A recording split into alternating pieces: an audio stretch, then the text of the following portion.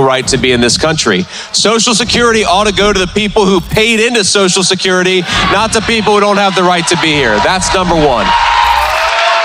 Stop politicians from raiding the Social Security budget to pay for their ridiculous spending.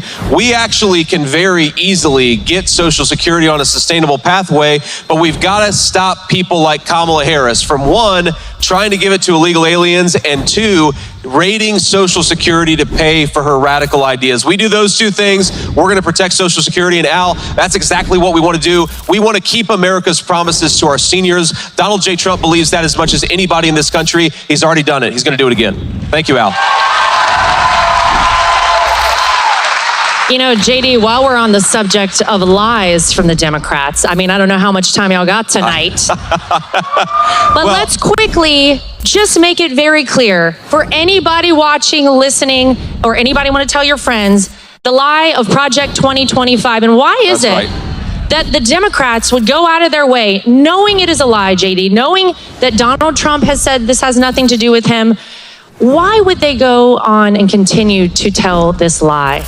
Well, Laura, you just asked me to enter the mind of Kamala Harris, and that's a very dark place. I don't. But my guess is she talks about this because she's got nothing else to talk about, and she can't run on a record, right? Kamala Harris can't run on lowering the price of groceries because groceries went up by 25% under her leadership. She can't run on lowering the price of housing because housing is 40% more expensive because of her leadership.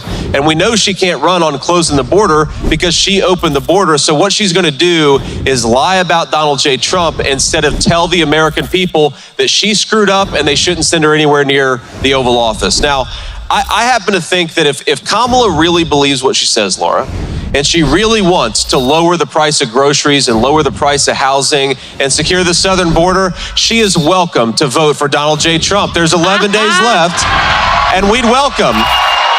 Well, the spirit of bipartisanship is alive in this hangar. We would welcome the support of Kamala Harris. I think it'd be the most honest thing she'd done in public life. But Laura, and Al, your question made me think about this, so Laura and I both have toddlers, right, or close to it. Your kids are a little bit older. I've got a 7, 4, and a 2-year-old.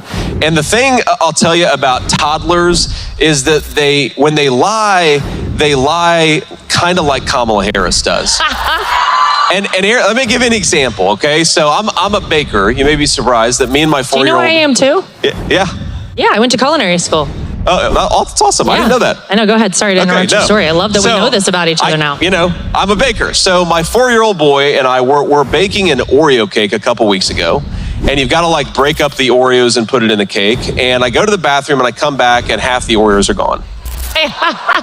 And I say, son, what happened to the Oreos? And he didn't kind of say, the dog ate them, or one of my siblings ate them. He said, I didn't eat the Oreos, you did.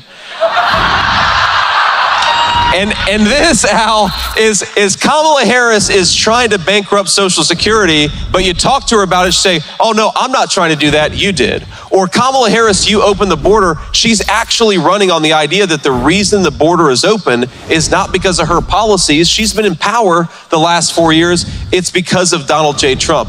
That kind of lying is so brazen and so dishonest.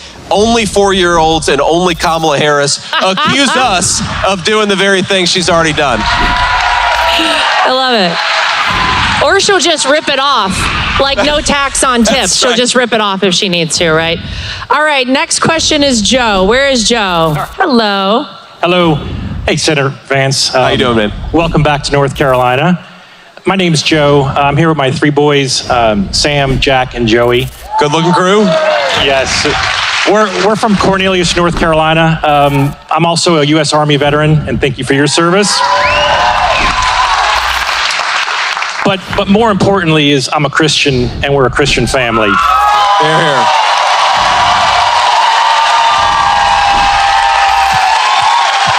Jesus is Lord.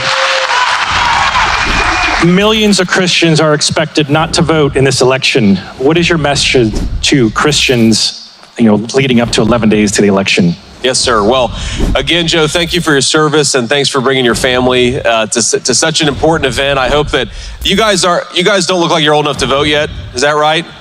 Well, if I was Kamala Harris, I'd say register him anyway, but it's okay. We'll wait.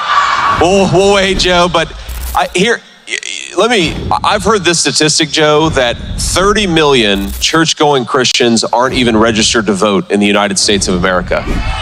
And I really think that is, look, we've got to get people who care about religious liberty out there to vote. I mean, did you all see this? It was really sick, and I don't even understand it, but one of Kamala Harris's chief allies, Michigan Governor Gretchen Whitmer, is pretending to give Holy Communion, and she's like doing it with a Dorito with some weird podcast star. Like, the only reason you would do that is to slap Christians in the face and insult them. And the people that are trying to insult your faith, they're sure as heck not going to protect your faith when the time comes to protect it. And that's what I'd say, you know, whatever the issue is, right? I mean, Kamala Harris wants to force Christian hospitals to perform really, you know, like late-term abortions, right? She's actually proposed that. They want to force nuns to close up shop because the nuns won't do their ministry the way that Kamala Harris wants them to. I happen to believe that we're a big enough country where we can respect people's religious right of conscience, let them practice their faith how they want to. Don't tell the federal government that they get to dictate people's faith to them.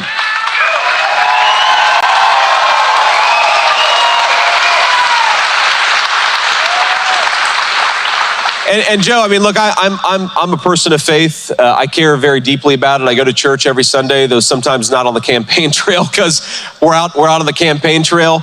But look, you know, what do Christians care about? I mean, in my experience, they care about being able to raise their kids with their values. How about sending your kids to schools or homeschooling them where they get an education instead of an indoctrination, right? So if you want to educate your kids as you see fit, if you'd like to be able to raise your children in the faith of your family, if you'd like to be able to teach your children that the Christian faith is true and the gospel of Jesus Christ is real, as I believe that it is, you ought to have the right to do that in the United States of America. And the final point I'll make about this, Joe, is these guys are going out there aggressively insulting Christians with everything they do. It's not just Gretchen Whitmer. It's the policies they pursue, the way that they talk about Christians. You know, of course, there was the rally where somebody shouted something. It was a simple, I think they said, Jesus is Lord. And Kamala Harris said, you're at the wrong rally. Well, if you think Jesus is Lord, you're at the right rally right now, first of all.